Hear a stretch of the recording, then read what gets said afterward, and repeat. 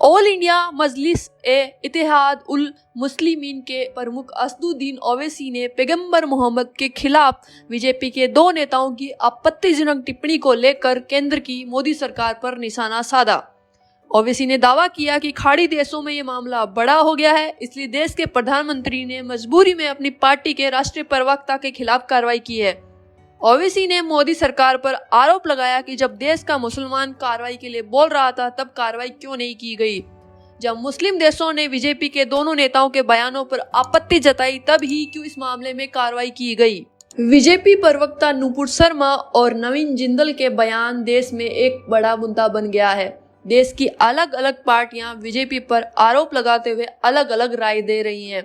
वहीं ये मुद्दा सिर्फ भारत का नहीं रहा, इस मसले को लेकर अंतर्राष्ट्रीय स्तर पर भी बड़ा विवाद खड़ा हो गया है। मुस्लिम देश पहले ही इस बयान की आलोचना कर रहे हैं। अब इस मामले में तालिबान सरकार ने भी भारत को नसीहत दे डाली।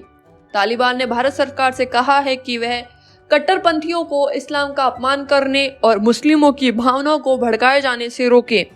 तालिबानी प्रवक्ता जबीउल्लाह मुजाहिद ने कहा कि भारत की सत्ताधारी पार्टी के एक अधिकारी ने पैगंबर मोहम्मद के बारे में अपमानजनक शब्दों का इस्तेमाल किया है।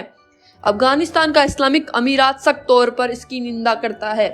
वहीं टीवी पर डिबेट के दौरान भाजपा की पूर्व प्रवक्ता नुपुर शर्मा द्वारा पैगंबर मोहम्मद के खिलाफ कथित अपमानजनक टिप्पणी को लेकर आतंकवादी समूह अल-कायदा ने भारत में आत्मघाती हमलों की धमकी दी है। अल-कायदा ने 6 जून को जारी अपने आधिकारिक पत्र में धमकी दी है कि वे गुजरात, यूपी, मुंबई और दिल्ली में आत्मघाती हमले करने को तैयार हैं। 14 देशों ने की बयान की आलोचना। वहीं नुपुर शर्मा के बयान पर अब तक 14 देशों ने नाराजगी जताई है। इन देशों में Iran, Iraq, Kuwait, Qatar, Saudi Arabia, Oman, संयुक्त अरब अमीरात, Jordan, Afghanistan, Pakistan, Bahrain, Maldives, Libya और इंडोनेशिया शामिल है। सऊदी अरब, कुवैत, बहरीन और अन्य अरब देशों ने अपने सुपर स्टोर्स में से भारतीय उत्पादों पर प्रतिबंध लगा दिया है। 57 मुस्लिम देशों के इस्लामिक सहयोग संगठन ने भी इसकी निंदा की है। संगठन ने सोशल मीडिया पर पोस्ट करते हुए कहा, अतीत में भारत में मुसलमानों के खिलाफ हिंसा के मामले बढ़े हैं। कई राज्यों में हिजाब पर प्रतिबंध के साथ शिक्षण संस्थानों में मुसलमानों पर प्रतिबंध लगाया जा रहा है। आप मेरे पीएम हैं, हमारी तकलीफ नहीं समझते। ओवैसी। महाराष्ट्र के लातूर में एक रैली को संबोधित करते हुए ओवैसी ने कहा, हम इस बात से नाराज हैं, प्रधानमंत्री ने उन मुसलमानों पर ध्यान नहीं दिया जो इस देश के निवासी हैं, लेकिन जब बाहर के मुस्लिम देशों ने सोशल मीडिया पर अपना गुस्सा जाहिर किया तो तुरंत कार्रवाई की गई। सरकार को अगर लगता है कि गलत हुआ है तो इन लोगों को गिरफ्तार करें, तब इंसाफ होगा।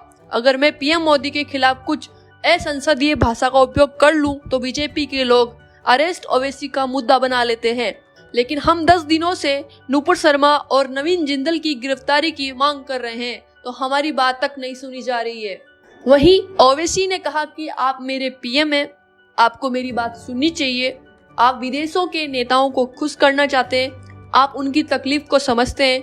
वहीं अगर हमारी बात करें, आप हमारी दुर्दशा को नहीं समझते हैं। जब देश के मुसलमानों की बात आती है तो पीएम मोदी उनकी नहीं सुनते हैं। वहीं ओवैसी ने विपक्षी दलों पर हमला बोलते हुए कहा कि पैगंबर मोहम्मद पर आपत्तिजनक टिप्पणी को लेकर पूरे देश के मुसलमानों ने गुस्सा जाहिर किया, लेकिन ये जो नाम भर के धर्मनिरपेक्ष दल हैं, इनके मुंह में दही जम गया था। सिर्फ हम ही मसले पर बोल रहे थे, बाकी के लोग बस तमाशा देख रहे हैं।